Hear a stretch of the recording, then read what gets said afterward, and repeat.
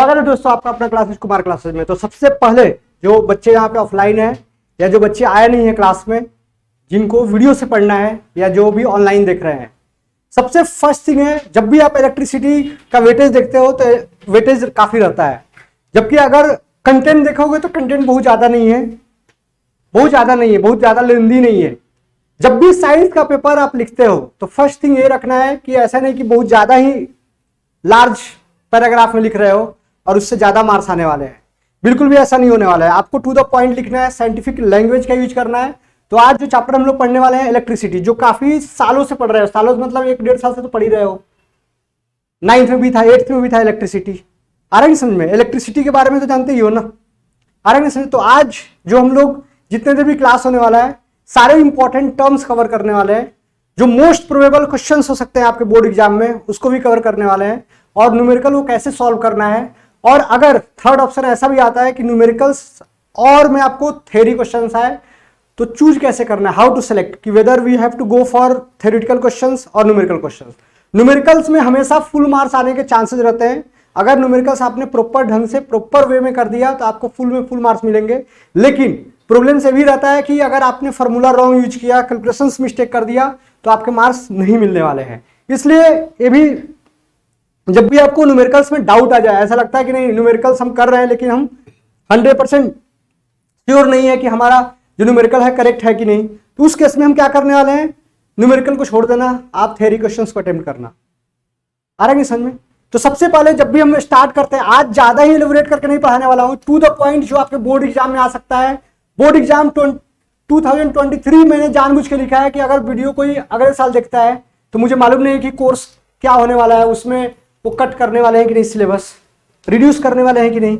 अभी जो हमारा पैटर्न है जो 2023 में आने वाला है, जो चल रहा है, जो अभी कमिंग एग्जाम जो चल रहा है, उसी पे ही पढ़ने वाले हैं हम लोग। सबसे पहले फर्स्ट क्या होता है, चार्ज।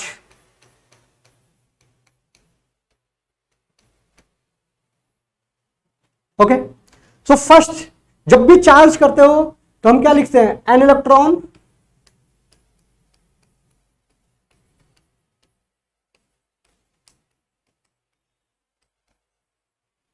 चार्ज। मैंने पहले ही बताया बहुत ज्यादा डीप में नहीं करने वाले हैं, टू द पॉइंट पढ़ाई करने वाले हैं, जिससे हम 2 या 3 दिन, जितने दिन बाद आपका एग्जाम होने वाला है, आपको फुल मार्क्स मिल जाए। अभी आपके पास उतना टाइम नहीं है कि डेप्थ में जाके हर चीज पढ़ाई करो आप, लेकिन टू द पॉइंट जो आपके एग्जाम में आ सकते हैं, जो सिली मिस्टेक्स नहीं करना है आपको। न्यूमेरिकल्स में डाउट्स आ रहे हैं, न्यूमेरिकल्स जो भी सर्किट दिया रहता है, रेसिस्टेंस को कैसे सिंप्लीफाई करना है, कैसे फॉर्मूले को मेमोराइज करना है, सारी चीज को डिस्कस करने वाले हैं। तो electrons constitute an electric charge, an लिख दो, an electric charge, an electric charge. Proton भी करता है, न्यूट्रॉन के पास क्या है, जीरो चार्ज है। तो जब भी चार्ज के बारे में बात करते हैं तो सबसे पहले हम लोग, जब भी फिजिक्स केमिस्ट्री बायो कोई भी चीज पढ़ रहे हैं, जब भी साइंस पढ़ रहे हो या मैथ्स पढ़ रहे हो, नोटेशन इज वेरी इंपॉर्टेंट। आपको सिंबॉलिक रिप्रेजेंटेशन आना ही चाहिए। इसलिए charge is denoted by Q. Charge को किससे डिनोट करते हो आप, क्यू से डिनोट करते हो। चार्ज को किससे डिनोट करते हो, क्यू से डिनोट करते हो। चार्ज क्या हो सकता है, जैसे चार्ज आपने लिख दिया यहां पे,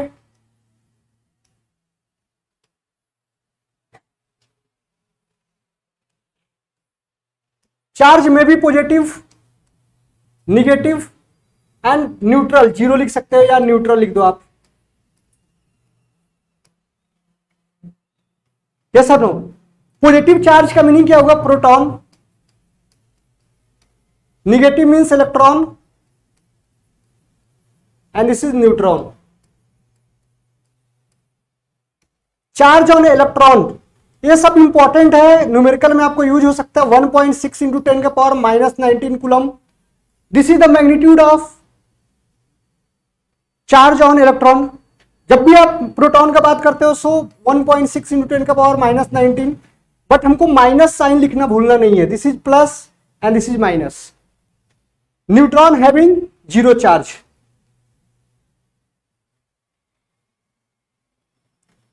जो सबसे इंपॉर्टेंट पार्ट है charge, charge is quantized, charge is quantized.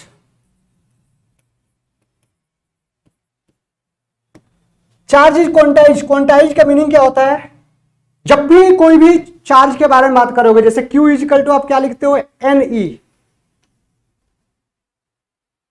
इसका मीनिंग क्या होता है, N will be always integer.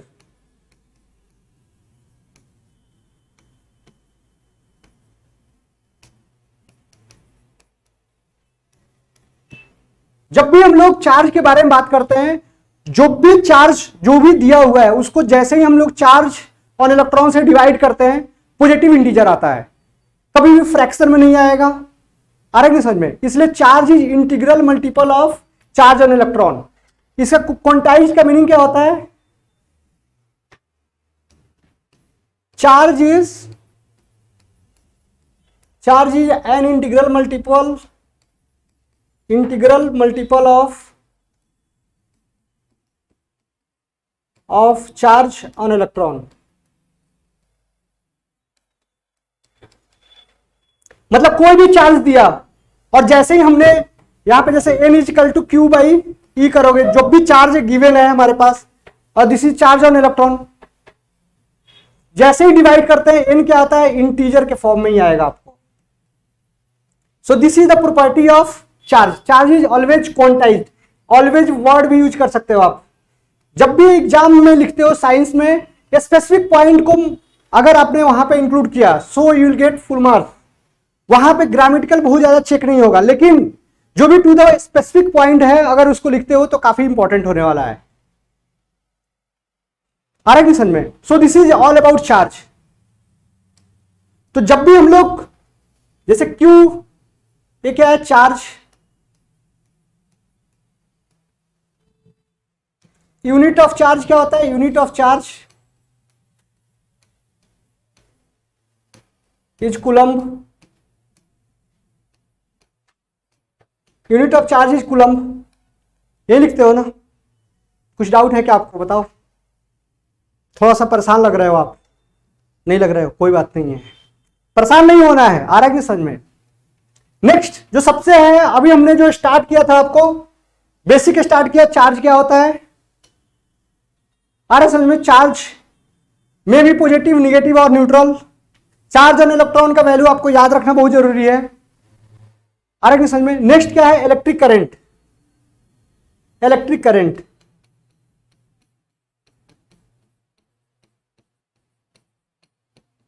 जब भी डिफाइन करना है, rate of flow of electric charge.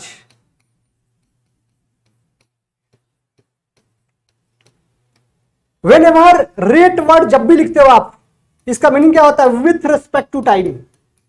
With respect to time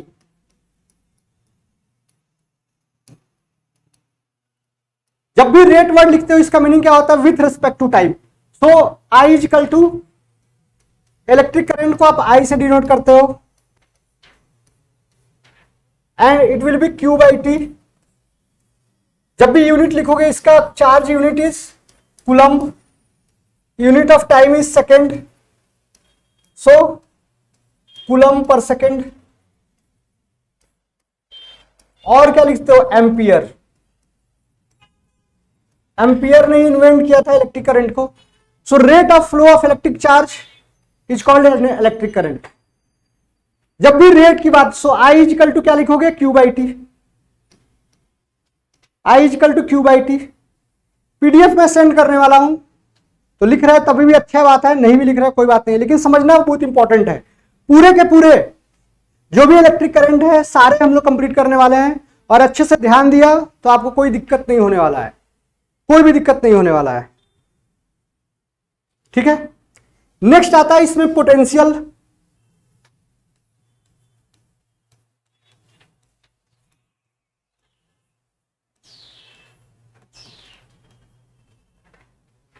yes, electric potential लिख देता हूं मैं, electric potential.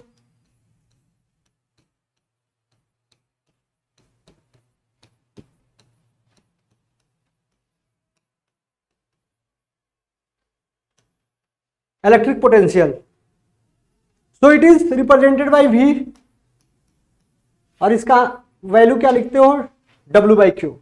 Electric potential is W by Q. It is defined as it is defined as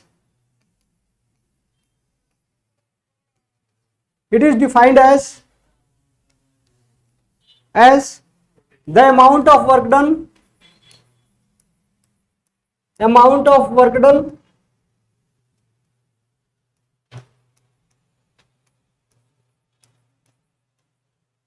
क्या लिखोगे?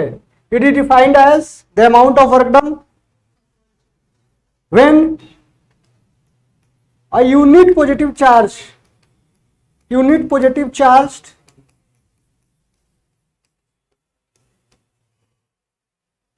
is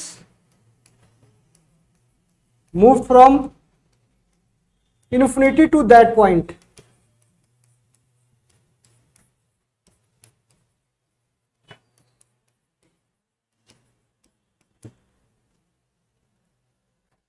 यस और no?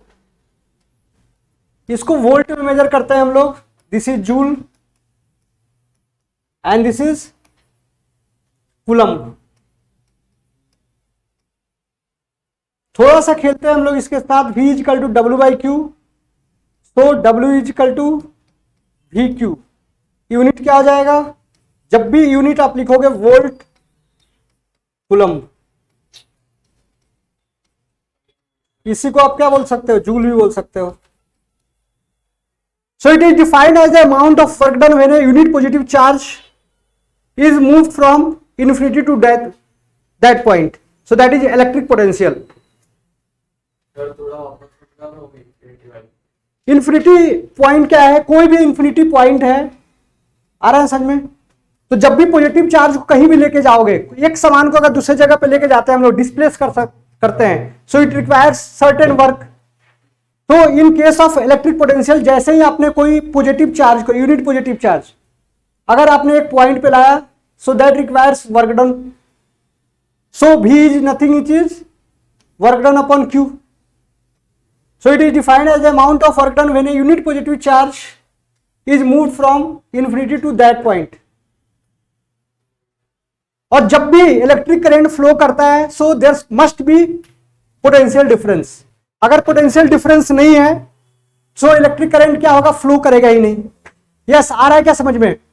अगर आपको जाना है घर तो जा सकते हो घर, अगर पढ़ने का मूड नहीं है तो. आ रहा है क्या समझ में? जिसको मूड है उसी को पढ़ाई करना है. अगर नींद आ रहा है तो घर पे आराम करो, कोई दिक्कत नहीं है. क्योंकि 2 दिन बाद अगर आपने अच्छे से पढ़ाई नहीं किया तो उधर नींद उड़ जाएगा, नींद ही नहीं आने वाला है. इसलिए अच्छा है कि पढ़ाई करो आप लोग. सो नेक्स्ट क्या होता है?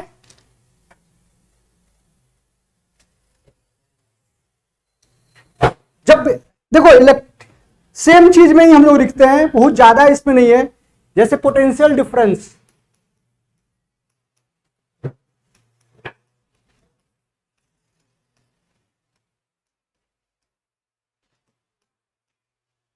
जब भी इलेक्ट्रिक करंट यहां पे फ्लो करने वाला है, यहां पे यस और नो, जब भी इलेक्ट्रिक करंट फ्लो करेगा, अगर सपोज करो कि potential at this point is VA, potential at this point is VB.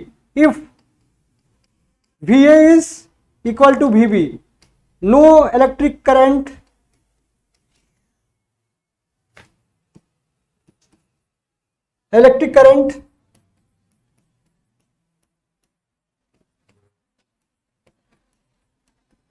will flow from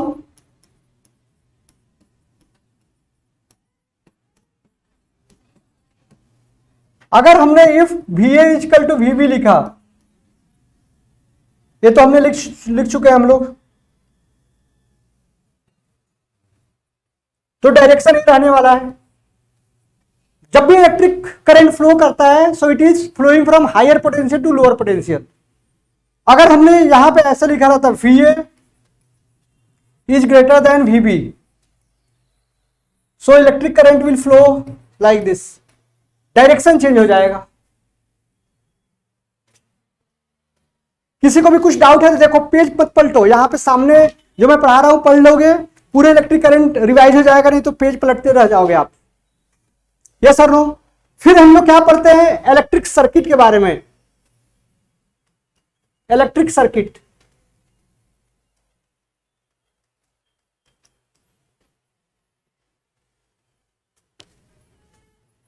ठीक है। जैसे इलेक्ट्रिक सर्किट में क्या करते हैं, जैसे ऐसे है, एक बल्ब बना दिया हमने यहां पे, यह हमारा बैटरी है, combination of cells are called battery. जब भी हम लोग सेल्स, ये हमारा सेल है, this is cell plus and this is minus.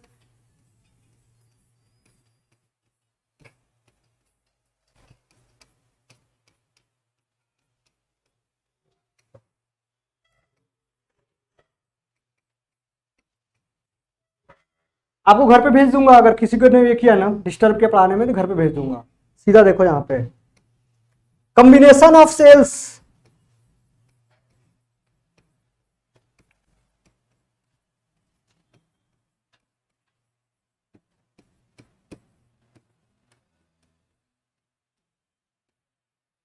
Combination of cells are called battery.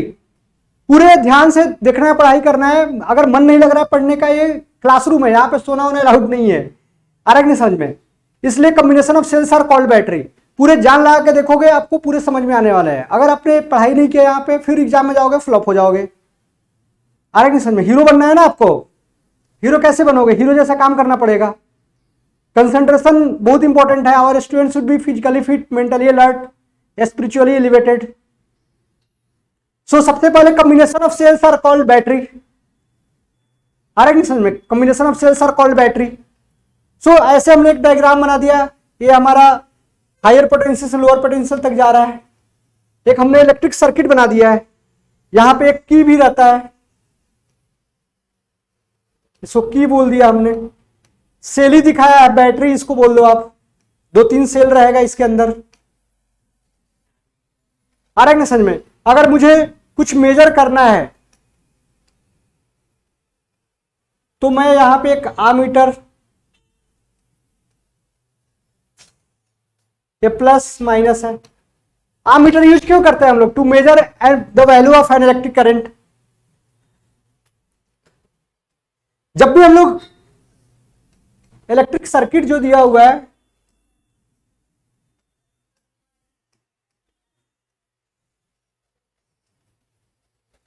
ये क्या है हमारा resistance,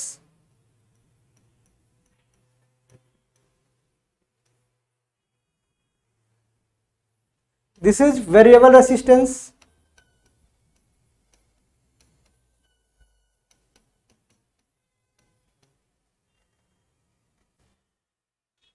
okay,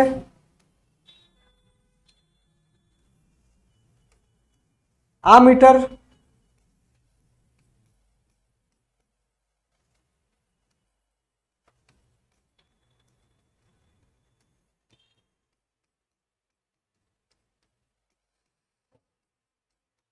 to measure an electric current.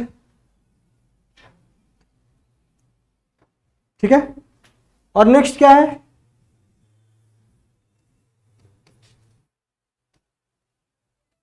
To measure potential difference.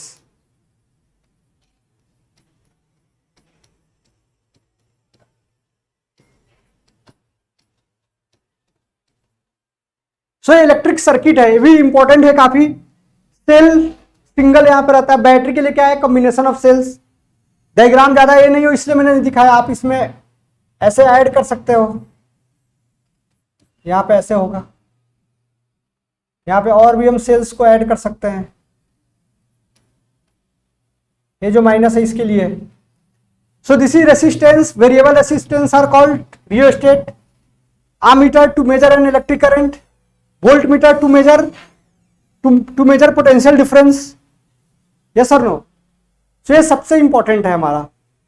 Questions कैसे है? क्वेश्चंस इजी ही आने वाले हैं। क्वेश्चंस आप लिखते कैसे हो उस पर काफी डिपेंडेंट है हमारा। ठीक है, जैसे आप अगर आपको एग्जाम में आता है यहां पे ओम्स लॉ, आपको ओहम्स लॉ पढ़ना है आपको।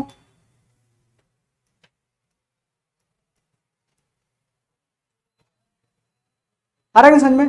तो जो इसमें सबसे की वर्ड है, eight constant temperature and pressure.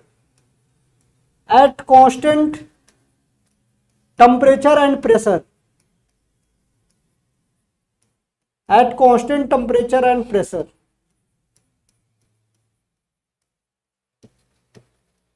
अगर इस वर्ड को यूज नहीं किया, इस स्टेटमेंट को यूज नहीं किया, आपको कभी फुल मार्क्स नहीं मिलने वाला है। आ रहा है समझ में? Eight constant temperature and pressure potential difference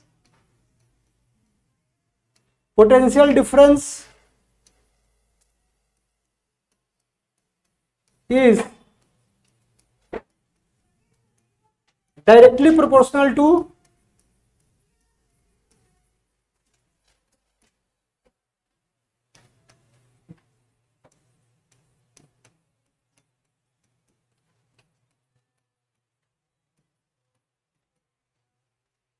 V is directly proportional to I। अगर डायरेक्टली एग्जाम में जाके लिखते हो potential difference is directly proportional to an electric current, marks नहीं मिलने वाला है फुल। अगर 3 मार्क्स का क्वेश्चन है तो हाफ मार्क्स 1 मार्क्स मिल जाएगा, उसी पे वो खुश हो जाएंगे। आ रहा है समझ में? आपको खुश नहीं रहना है, आपको फुल मार्क्स चाहिए, इसलिए आपको eight constant temperature and pressure लिखना ही पड़ेगा आपको। जब भी हम लोग प्रोपोर्शनलिटी साइन को रिमूव करते हैं, so we have to write some constant. So यहां पे आपको क्या लिखना है? आर लिखना है। इसलिए फॉर्मूला हमारा क्या आ जाता है? V equal to I R. यहां पे V की जगह V क्या है? Potential difference.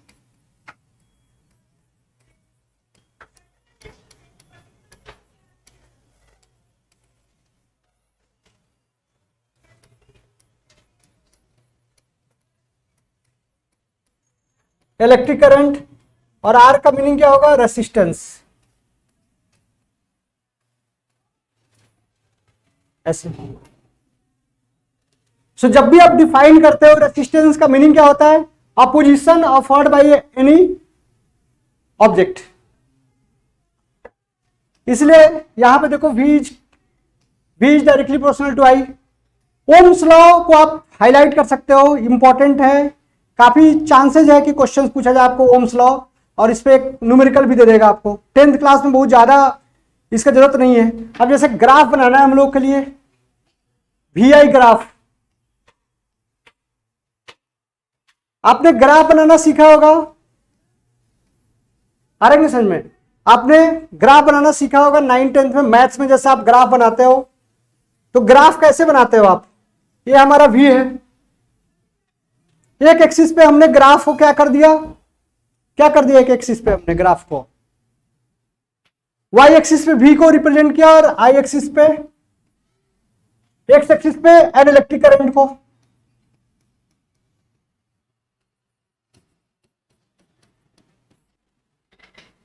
सो नेक्स्ट, जैसे ही हमने वैल्यू निकाला, जैसे ये जो वैल्यू था जितने भी था, एक क्या है? एक्सपेरिमेंटल है, तो हम इसमें क्या कर सकते हैं?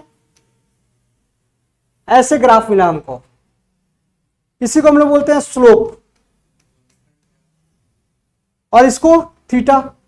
ये हमारा क्या है? Potential difference.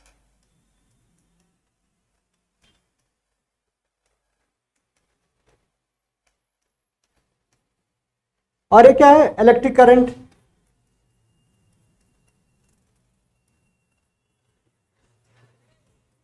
फिर से बताओ, जब भी ग्राफ बनाते हो और आपको फाइंड करना है कि ओम्स लॉ को फॉलो कर रहा है कि नहीं कोई भी ऑब्जेक्ट है, तो V और I का जब भी रिलेशन निकालोगे, so a line which is passing through origin, इसको ओरिजिन बोलते हैं हम लोग, straight line passing through origin. So this is the graph. तो ओम्स लॉ में हमने क्या पढ़ा? Potential difference at constant temperature and pressure. This statement is very important. अगर ये स्टेटमेंट आपने लीव कर दिया तो साइंटिफिकली क्या है? मार्क्स मिलेगा नहीं, क्योंकि जब भी हम लोग कोई भी चीज परफॉर्म करते हैं, एक्सपेरिमेंटल जब भी चीज करते हैं, तो हम लोग कुछ ना कुछ चीज को, पैरामीटर को कांस्टेंट रखते हैं। So at constant temperature and pressure potential difference is directly proportional to an electric current. So this is all about Ohm's law. Yes, किसी को भी कुछ डाउट है तो पूछ सकते हो आप लोग। कुछ डाउट है क्या? बताओ आप लोग।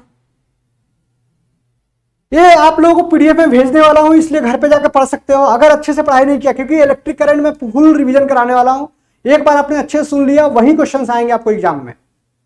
नेक्स्ट, अभी जो हमारे पास फॉर्मूला आया है V equal to I R, meaning आपको मालूम है, तो अगर आपको I निकालना है तो क्या लिखोगे? V by R. एक फॉर्मूला डिड्यूस कर लिया हमने। अगर मुझे आर निकालना है तो V by I equal to क्या लिख सकते हो, आर लिख सकते हो। जब भी हम लोग को रेसिस्टेंस, अभी हम लोग न्यू जो टर्म आया है रेसिस्टेंस,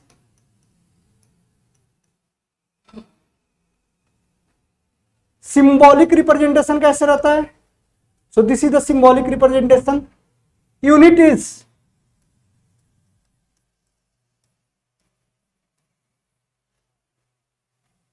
ऐसा रहता है हमारा। रेसिस्टेंस यूनिट क्या लिखा हो, ओम लिखा आपने।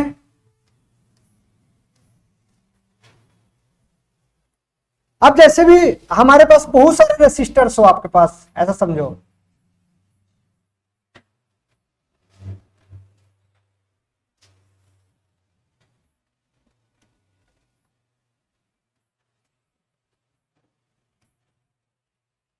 ऐसे बहुत सारे रेसिस्टर हमारे पास है। सो जब भी हमको ज्वाइन करना है रेसिस्टर्स को, सो हमारे पास दो मेथड है ज्वाइन करने के लिए।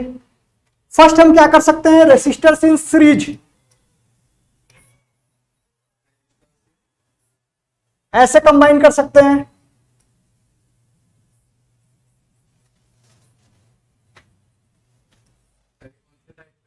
एक सेकंड मैं अच्छे सिखा रहा हूं। यहां पे जब भी रेसिस्टर्स को है तो रेसिस्टर को हम लोग ऐसे ज्वाइन कर सकते हैं, मतलब एक जो एंड पॉइंट है रेसिस्टर का दूसरे के बिगिनिंग से ज्वाइन कर सकते हैं, आ रहा है समझ में। और एक सेकेंड मेथड क्या है, ऐसे ज्वाइन कर सकते हैं हम लोग। So this type of connection is called series connection. Resistors are in series.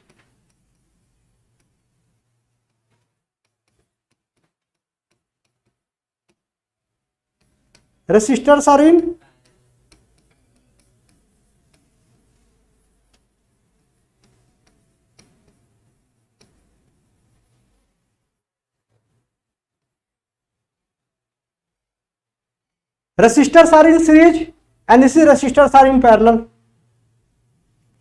Derivation आपको नहीं है, आ रहा है कि समझ में, डेरिवेशन नहीं है इसलिए डेरिवेशन को स्किप करते हैं हम लोग। जैसे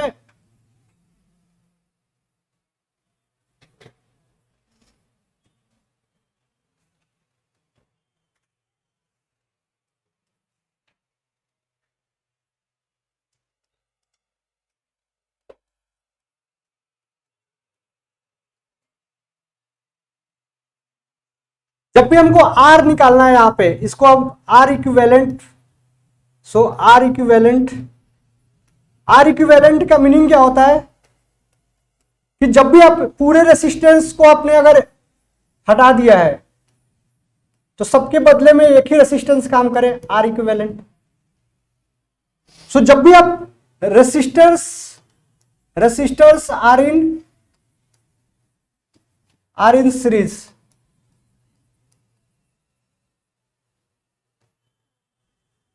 सो जब भी रेसिस्टर्स आर इन सीरीज करते हो, so R equivalent equal to R A plus R B plus R C, ये आता है हमारे पास। जस्ट ऐड कर देना हम लोग को। एग्जाम्पल में जैसे देखो, आप अगर ऐसे दे दिया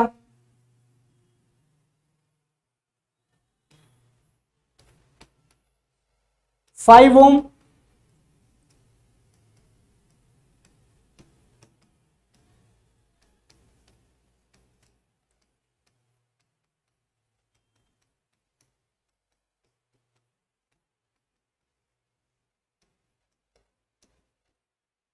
जस्ट हमने ऐड कर दिया है, यस और नो, जस्ट हमने क्या किया, ऐड कर दिया। Resistors are in series. Next इसमें ये भी हो सकता है, if R A equal to R B equal to R C, तो क्या करते हैं आप, आर इक्विवेलेंट इजकल टू क्या लिखते हैं, R A plus R B, R A लिख देते हैं आप प्लस आर ए, तो 3 आर ए।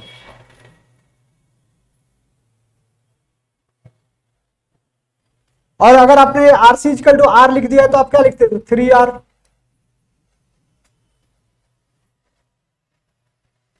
ये भी याद रखना है। अगर n रेसिस्टर्स रहता तो क्या लिखते हैं आप, n into R, n are.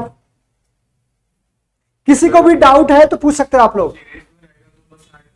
बस ऐड करना है, सीरीज में रहेगा तो कुछ सोचना भी नहीं है। सीरीज का मीनिंग क्या होता है, एंड कनेक्शन, देख रहा है कि नहीं, एंड टू एंड को हम लोग ऐड किए हुए हैं। और जब भी हम लोग बात करेंगे यहां पे, किसी को भी पहले डाउट है तो पूछ सकता है इसमें, फिर हम लोग नेक्स्ट मूव करेंगे। है क्या कुछ डाउट? अरे है डाउट? नहीं है, क्या बात है, डाउट ही नहीं है। या तो पूरा समझ में आ रहा है, नहीं तो कुछ भी नहीं आ रहा है। तो मैं मानता हूं कि पूरा समझ में आ रहा है। रेसिस्टर्स आर इन पैरेलल,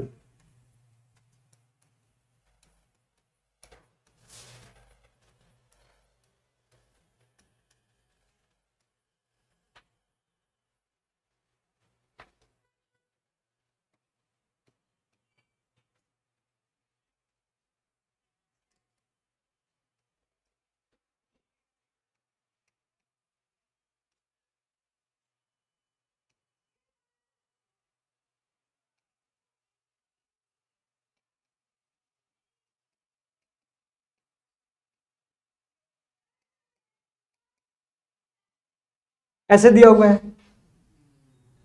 जब भी आर इक्विवेलेंट निकालते हो आप,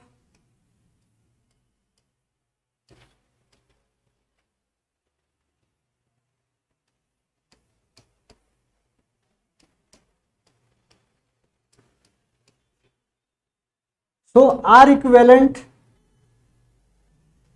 1/R इक्विवेलेंट इक्वल टू क्या लिखोगे आप, 1/RA plus 1/RB plus 1/RC।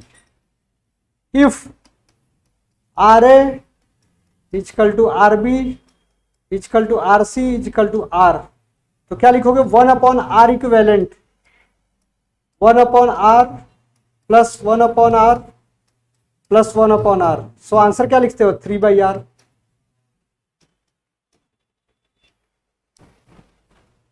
Parallel रहेगा तो फिर रेसिप्रोकल क्या करना है। यस, तो यहां पे क्या आ जाएगा, 3/R है। तो R equivalent equal to R/3। तो जब भी हमारा सीरीज में रहता है तो आप क्या करते हो, 3 टाइम्स R होता है। और जब भी इक्वल रेसिस्टेंस को अगर हमने पैरेलल में कनेक्ट किया तो क्या होता है, R/3 डिवाइड बाई 3। तो ऐसे क्वेश्चंस आते हैं जब भी कोई दिया हुआ है, जैसे देखो आप यहां पे,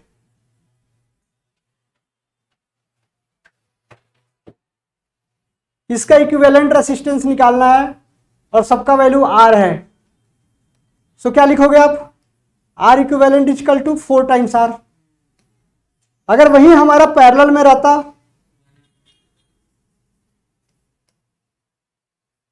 तो पैरेलल का डायग्राम कैसा है?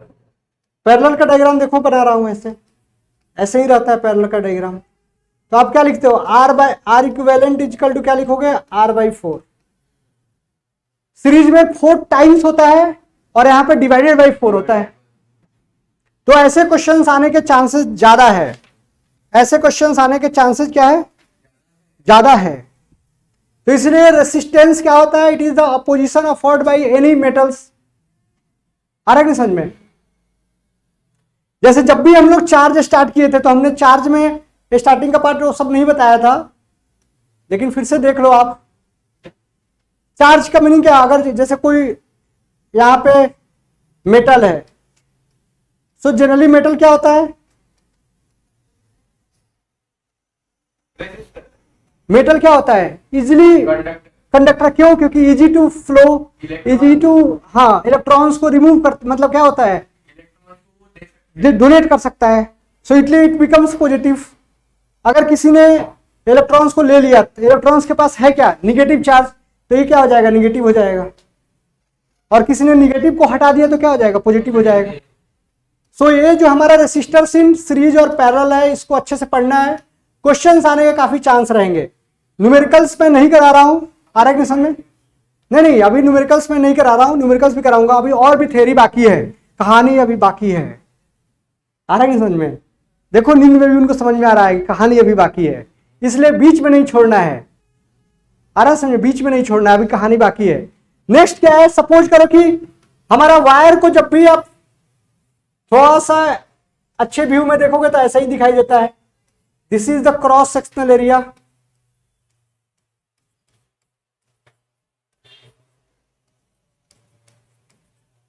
ये हमारा क्या है, लेंथ ऑफ ए कंडक्टर।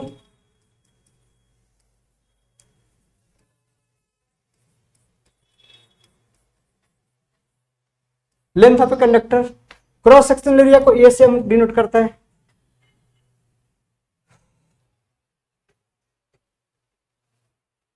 ठीक है, जैसे नेक्स्ट जो टॉपिक है आपका, नेक्स्ट टॉपिक क्या है, factors, factors depends on resistance.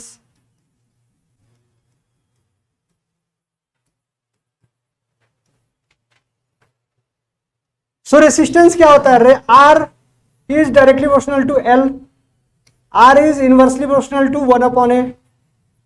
थोड़ा सा लिख देता हूं मैं, रेसिस्टेंस इज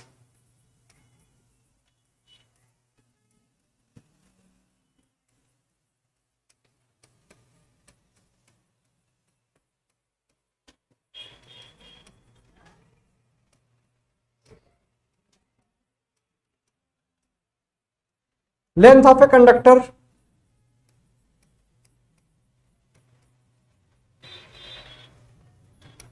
resistance is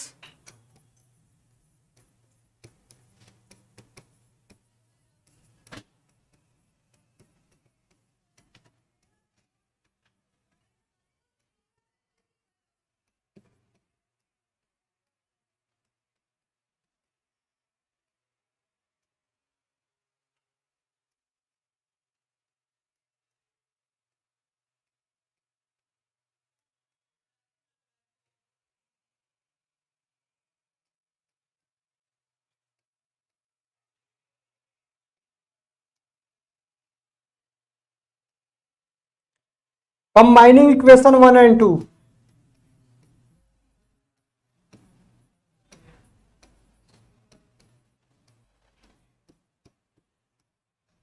तो R is directly proportional to L by A। जब भी आप रिमूव करते हो तो एक कांस्टेंट साइन देते हैं L by A। बाकी सब चेहरा जाना पहचाना था, यहां पे आ रहा है समझ में, बाकी सब चेहरा क्या था, जाना पहचाना था। इसमें अननोन फेस क्या आ रहा है, दिस इज, इसी को क्या बोलते हो, रेसिस्टिविटी।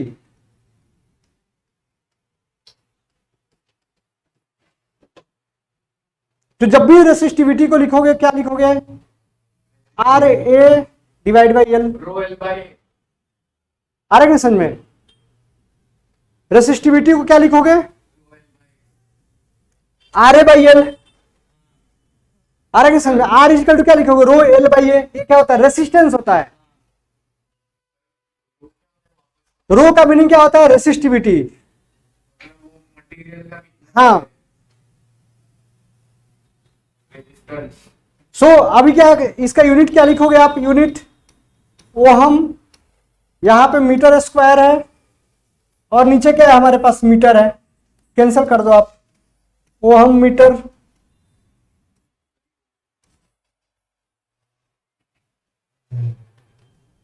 कुछ डाउट है तो बोल सकते हो आप लोग, इस पे आने के 100% चांस लग रहा है मुझे, क्वेश्चंस इस पे आने के चांसेस लग रहे हैं, क्योंकि इसमें आप लोग क्या करते हो, थोड़ा सा जल्दबाजी करते हो। ऐसा कुछ 100% और 99 की बात नहीं है, मोस्ट कॉमनली है, आ सकता है। कहां से आएगा क्वेश्चन, बुक से ही आने वाला है, आ रहा है समझ में। प्रीवियस ईयर्स हो या नेक्स्ट ईयर हो, बुक अगर आपने अच्छे से पढ़ाई किया, कंसेप्ट क्लियर है, तो न्यूमेरिकल सॉल्व हो ही जाता है। ओम्स लॉ जो पिछले 10 साल में था वही अभी हुआ है, कुछ चेंज नहीं हुआ है, आपका ये चेंज हो रहा है। ओम्स लॉ जैसा है वैसे ही है, आ रहा है समझ में। आपका एज बढ़ रहा है, उसका कुछ नहीं बढ़ रहा है, जो ओम्स लॉ था वही ओम्स लॉ है। एक न्यूमेरिकल दूं क्या मैं, कि हम लोग चलते जाए आगे। फोटो क्या है, ये तो सब पीडीएफ भेजने ही वाला हूं आपको।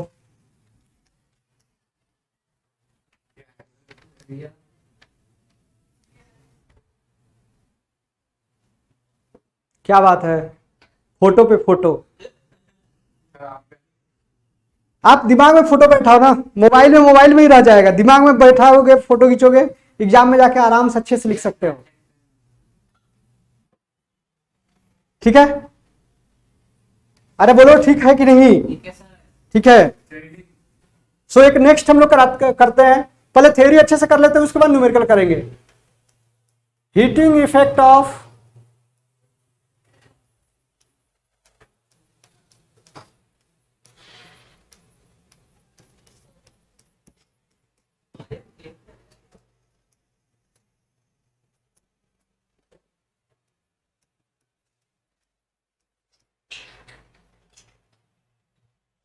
ऐसा दिया हुआ है, आ रहा है समझ में? अभी हमने क्या सीखा था, रिकॉल करते हैं हम लोग। पहले पोटेंशियल के बारे में सीखा था, W/Q सीखा था कि नहीं? अरे बताओ सीखा था कि नहीं? वो सीखा था, लेकिन ये भी सीखा था ना हमने। ठीक है, वो भी लिख देता हूं, क्या बात है, उसको भी लिख देता हूं। अरे कोई बात नहीं है, पहले और बात से मतलब नहीं है। आप जब जाते हो, लोग बोलता है कि इंट्रोड्यूस अबाउट योर सेल्फ, तो पहले आप अपना नाम बताते हो, फिर पिताजी का नाम बताते हो।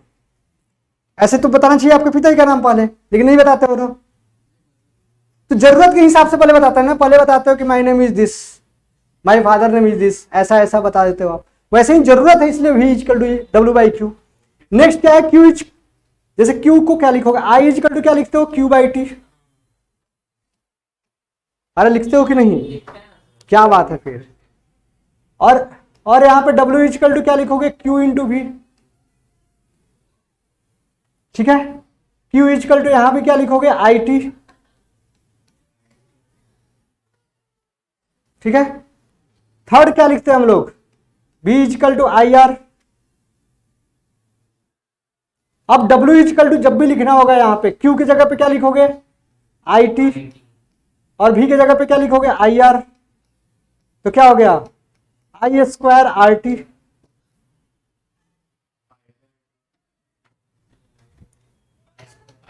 अब क्या है, energy can not be created nor be destroyed. देखो अच्छे से, energy can not be created nor be destroyed, इसलिए जो हमारा वर्क डन था वो हीटिंग इफेक्ट में कन्वर्ट हो गया, इलेक्ट्रिकल में कन्वर्ट हो गया। इलेक्ट्रिकल वर्क डन और electrical energy consumed is converted into heat energy. जो भी इलेक्ट्रिकल वर्क डन था वो हीट एनर्जी में कन्वर्ट हो गया। सो H = क्या आ गया, I² RT। इसी को क्या बोलते हो आप, जूल्स लॉ ऑफ हीटिंग। देखो एग्जाम में अगर पूछता है आपसे Joule's law of heating, Joule's law of heating, Joule's law of heating, तो यही एक्सप्रेशन लिखना है। Means H is directly proportional to I²। देखो आप, अब तो बस बात बनाना है जो आपको काफी अच्छे से आता है। क्या बताऊं, इसमें तो महारत हासिल है, ऐसे लिख दोगे, लिखोगे कि नहीं? देखो आप यहां पे यही है,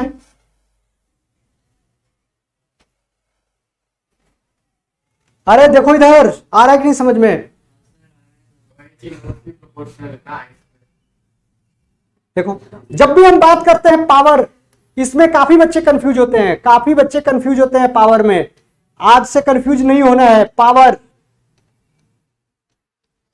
पावर को क्या करते हो, P से डिनोट करते हो। P = क्या आता है, भाई। यहां पे आ रहा है समझ में, P = क्या होता है, मतलब VI, मतलब भाई याद कर लो अगर याद नहीं हो रहा है तो। आ रहा है समझ में, P = भाई। तो अगर जैसे वर्क डन यहां पे आप लिख रहे थे, ठीक है, अरे बोलो ठीक है कि नहीं? तो आप क्या लिख सकते थे यहां पे, V को V रहने देते, Q को क्या लिखते, IT। तो देखो क्या आ जाता, VIT। तो यहां पे VI आ रहा है, मतलब जैसे ही हमने इस इक्वेशन में T से डिवाइड किया, यहां पे देखो W = VIT। जैसे ही कंफ्यूजन आ रहा है आपको, समझ में आ रहा है कि नहीं? तो हमने क्या किया, यहां पे T से डिवाइड कर दिया through out. So W/T and this becomes VI। So rate of work done को क्या बोलते हैं हम लोग, अरे बोलो क्या बोलते हैं, पावर। सो पावर = VI आ गया।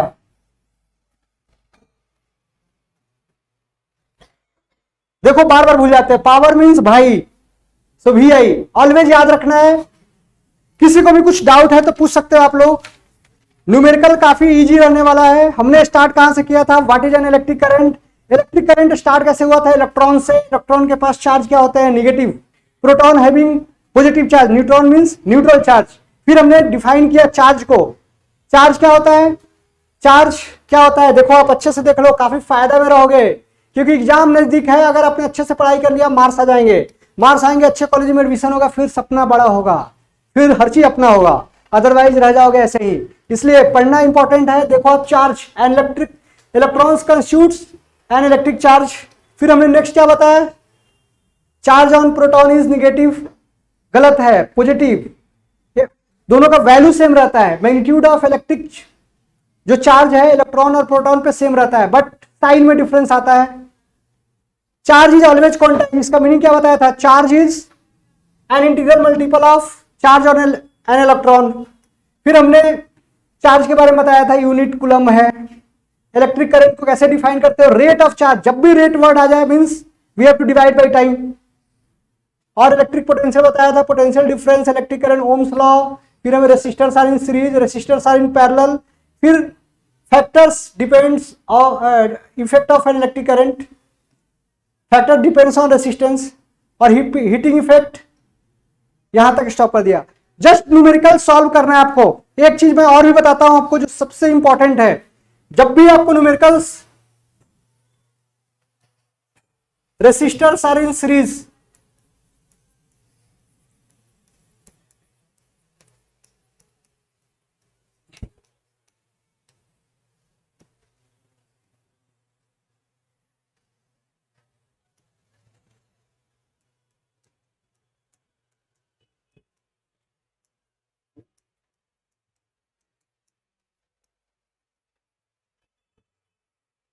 एक्चुअली डेरिवेशन नहीं था इसलिए मैंने ये नहीं बताया आपको।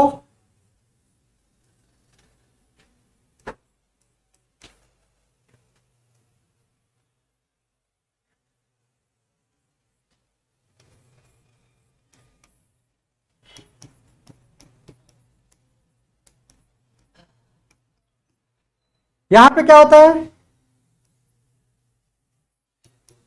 Electric currents are same in each resistor,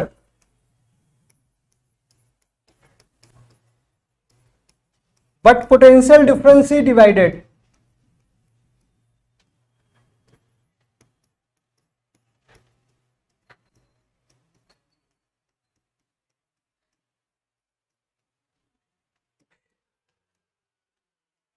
यहां पे क्या है? इलेक्ट्रिक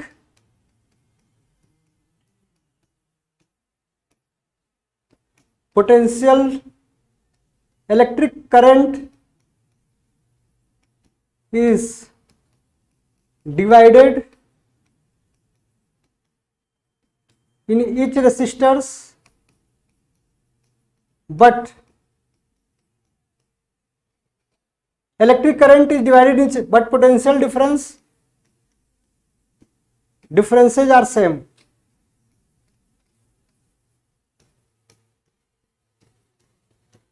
ये याद रखना है। आ रहा है समझ में?